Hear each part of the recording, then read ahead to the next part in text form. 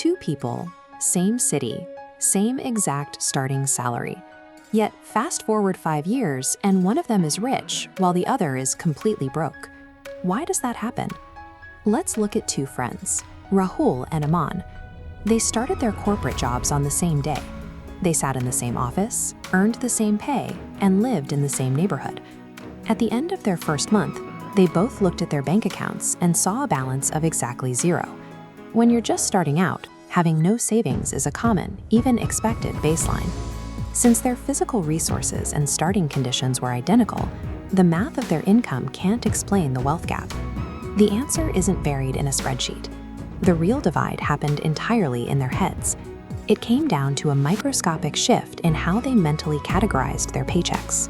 Rahul looked at his rent and bills, decided he simply didn't earn enough to put anything away, and promised himself he'd start saving later once his income grew. Aman looked at the exact same numbers and set a different internal rule. No matter the amount, he decided he must save first and spend only what remained. At first, that looks like a harmless difference in personal philosophy, but it raises a deeper question. How does a tiny shift in mental framing bridge the massive gap between poverty and wealth over a lifetime? For the first 3 months, you wouldn't notice a difference at all. Both guys are in their 20s and actively enjoying their lives. Rahul chases instant gratification. He spends on a new phone, eating out with coworkers, and various digital subscriptions. Aman enjoys his life too, but he strictly follows his rule. He funds his savings account before he spends a single cent on his lifestyle. During these early stages of habit formation, a destructive financial path and a wealthy one look completely identical from the outside. Then, year 1 hits, and a random life event forces a stress test. A phone drops and shatters on the pavement. Rahul has no cash buffer. He walks into the store, swipes his credit card for a replacement, and instantly takes on high-interest debt just to maintain his status quo.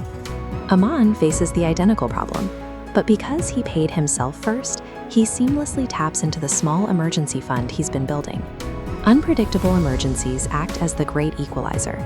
They drag your invisible financial habits out into the physical world, where they can no longer be ignored. This is the start of a behavioral stress loop. Every time you face a financial emergency, your brain maps out a response that dictates your future. Rahul's brain now explicitly associates unexpected problems with stress and compounding debt. To escape that anxiety, he seeks a quick hit of dopamine. He spends more to feel good instantly, which only feeds the cycle and makes the next emergency even more stressful. In contrast, Aman's loop teaches his brain that problems are manageable. Because he has a buffer, he avoids the stress response entirely. This feeling of control builds real confidence, which encourages him to save even more aggressively as he sees his foundation grow. These accounts function as psychological conditioning engines. They rewire your brain's relationship with risk and control, dictating how you'll behave for the next 40 years. Fast forward to today. 5 years later, the physical manifestation of those invisible habits is impossible to hide. Rahul is trapped. He's stuck in a stressful paycheck-to-paycheck cycle, still promising himself he will start saving next month while his debt continues to grow. Aman has transitioned into a full-scale investor. Having filled his emergency fund years ago, he now uses his money to generate even more money through compound interest. This wealth gap didn't happen overnight. It is the accumulated result of invisible daily habits established years prior. The difference between these two lives was never about income or luck. It was about the formula they used to manage their resources. The poor mindset focuses on saving whatever money is left over after spending.